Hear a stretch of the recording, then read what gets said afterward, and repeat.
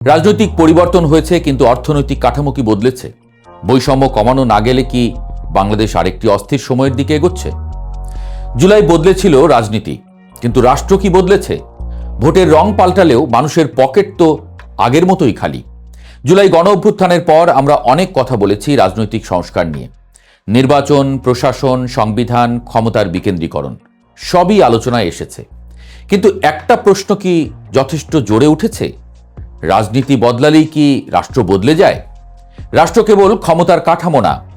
রাষ্ট্র মানে অর্থনীতি, রাষ্ট্র মানে সম্পদের বন্টন, রাষ্ট্র মানে কে কতটুকু পায় আর কে বঞ্চিত থাকে।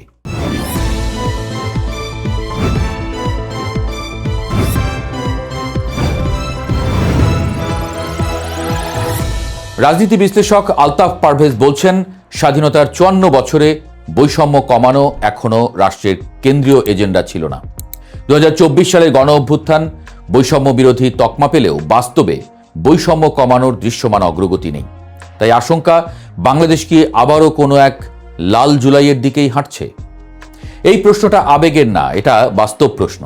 ২০২৫ সালের ১০ ডিসেম্বর প্রকাশিত ওয়ার্ল্ড ইকোনমিক ফোরামের এক প্রতিবেদনে বলা হয়েছে, বাংলাদেশে মোট সম্পদের ৫৮% মালিক সমাজের উপরের ১০% মানুষ। আরও ভয়াবহ তথ্য হল, মাত্র ১% মানুষের হাতে আছে দেশের ২৫% সম্পদ। অন্যদিকে দেশের অর্ধেক মানুষ অর্থাৎ ৫০% নাগরিক মিলেও জাতীয় সম্পদের মাত্র ৪.৭% মালিক। একবার ভাবুন, অর্ধেক জনগোষ্ঠীর হাতে যদি থাকে মাত্র ৪.৭% সম্পদ, তাহলে রাষ্ট্রের ভারসাম্য কোথায়? আরেকটি প্রশ্ন সামনে আসে যে, এই বৈষম্য শুধু অর্থনৈতিক নাকি এর রাজনৈতিক প্রভাবও আছে? অর্থনৈতিকভাবে শীর্ষে থাকা গোষ্ঠী স্বাভাবিকভাবেই জাতীয় ও স্থানীয় রাজনীতিতে প্রভাব বিস্তার করে। নির্বাচন প্রক্রিয়া, নীতি নির্ধারণ, প্রশাসনিক কাঠামো সবখানেই তাদের প্রভাব থাকে।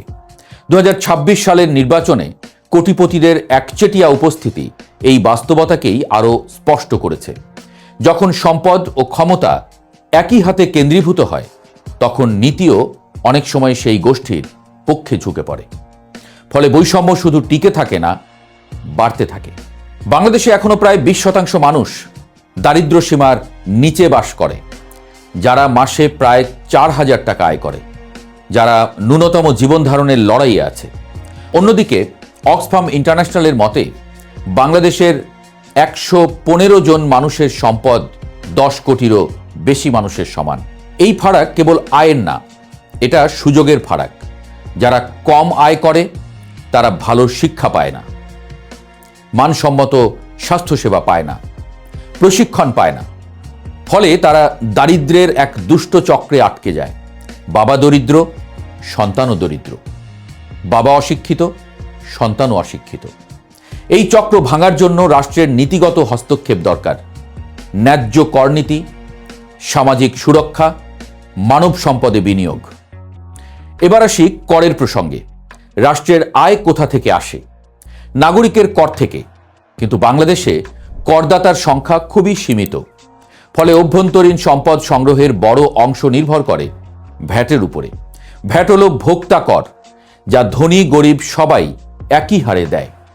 অর্থাৎ গরিব মানুষের আয়ের তুলনায় ভ্যাটের বোঝা বেশি পড়ে।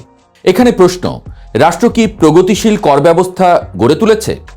সম্পদের সুষম বন্টনের জন্য কি পর্যাপ্ত তথ্যভিত্তিক সম্পদ সুমারিক হয়েছে?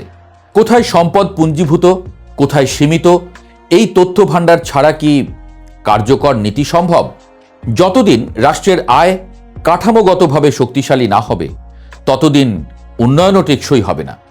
বড় অবকাঠামো প্রকল্প হয়তো দৃশ্যমান অগ্রগতি দেখাতে পারে, কিন্তু মানব সম্পদে বিনিয়োগ ছাড়া সেই উন্নয়ন দীর্ঘস্থায়ী হয় না। আরেকটি গুরুত্বপূর্ণ বিষয়, অর্থনৈতিক বৈষম্য সামাজিক অস্থিরতার জন্ম দেয়। যখন মানুষ দেখে পরিশ্রম করেও সুযোগ পায় না, যখন দেখে আইন, বিচার, শিক্ষা সবকিছুই প্রভাবশালীদের জন্য সহজলভ্য, তখন অসন্তোষ জমতে থাকে। ইতিহাস বলে, দীর্ঘমেয়াদী বৈষম্য শেষ পর্যন্ত বিস্ফোরণের রূপ নেয়।